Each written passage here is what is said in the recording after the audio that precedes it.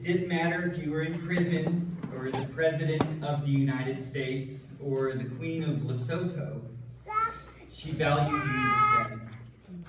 She had a non-judgmental, meet you where you're at attitude towards people. But even more than that, she saw beauty and potential in all people. In her early years in Appalachia, this manifested through her work empowering young pregnant mothers in our area, identifying people's strengths, and bringing folks together to do something good. Something big, something to make our community better. She was truly an amazing leader. In these past few years, it was harder. But she still saw people and encouraged everyone she met to become the best version of themselves. I remember her looking up at a nurse in the hospital a couple of years ago, and the nurse was tending to her, and she looked up and said, "You are so beautiful." And she meant it. And the nurse who was tending to her probably didn't hear that often.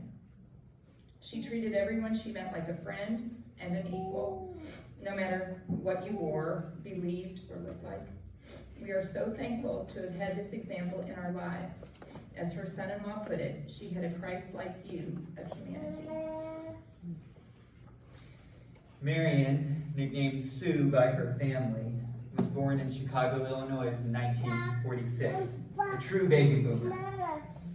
According to my grandmother Grace, she was reading golden books at the age of 2, and she had a wonderful childhood full of love and adventure with her parents, siblings, and friends. Our aunt remembers her organizing neighborhood kids to do games and crafts together. This was a gift, something that God clearly intended for her to have and to use. At a young age, she committed herself to the church and eventually became the school sister of St. Francis in Milwaukee, Wisconsin for the better part of her 20s. Well, then came along Dad. And let's just say that changed the direction of her life. Dal and Marian moved to Whitley County right here in 1978. And over her time in southeast Kentucky, she was a true pioneer and fierce advocate for this region. She ran the Mountain Women's Exchange, maternal infant health outreach program. She founded and directed Whitley County Communities for Children. She guided local folks on trips to Washington, D.C. She became the Save the Children Appalachian Regional Director. She started Appalachian Teen Leaders Program. She worked with the Williamsburg Housing Authority. She was a GED teacher and trainer to hundreds of students in our county. She shared poetry and books with women in jail. She started the Whitley County Roots Festival and helped save the Lane Theater, just to name a few. Though she had many accomplishments and awards, her accolades were always an honor but never a focus. After reading an article that shared some of her awards and achievements, Marian Carroll remembers thinking, all these times that I've talked to Sue, and she's never mentioned any of these once. She was the ultimate optimist, saying on several occasions, even in the past year, that she didn't see why she couldn't make it to 100. There's no arguing that she had strong genetics, but her spirit and her will to live was even stronger. She did the best with what she had. She amazed us with how she was able to do almost everything with one hand. Gradually, she lost more of her abilities and at times grieved the loss, but she did not allow herself to dwell in that grief for very long. She kept her mind active by reading and watching her crime shows. She always loved a good murder mystery. And when she couldn't hold the book anymore, she listened to audiobooks or reread to her. She always loved watching her Kentucky Wildcats. In 2020, she woke up after being on the ventilator for a couple of days, and we were all around her waiting in anticipation to see if she would come back to us. She looked up at us, and the first question she asked was, "Did the Cats win the game?" There's no doubt about her resilience and strong will, but I think we would be remiss if we did not speak for a moment on the quiet, steady, faithful presence of our dad.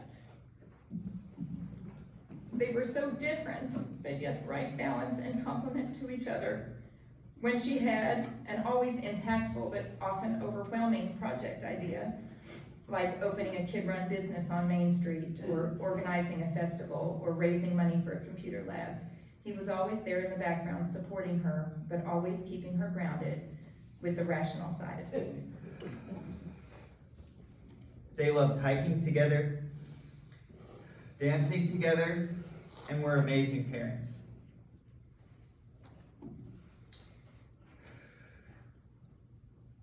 In these past 10 or more years, we had a front row seat to watch what it looks like to live out the vow of in sickness and in health. As she grew weaker, our dad continued to push her to do what she could not for as long as she could. There were times when I'm sure she was tempted to give in, but he would not let her. He helped remind her of her strength when she had forgotten what it was like to be strong. Words. Mom always had a way with words. Maybe it was all the books she read. As my aunt put it, she always had those funny little statements that hit just right. Like her mother, she was an excellent joke teller and storyteller, and she never hesitated, even for a second, to put you on the spot, to use your own words or get in front of a group. Some of y'all know exactly what I mean. Oh, come up here and do that game you were talking about, or sing that song. She left you no choice. As we stand up here today, words do not seem to be adequate to pay tribute to such an amazing woman.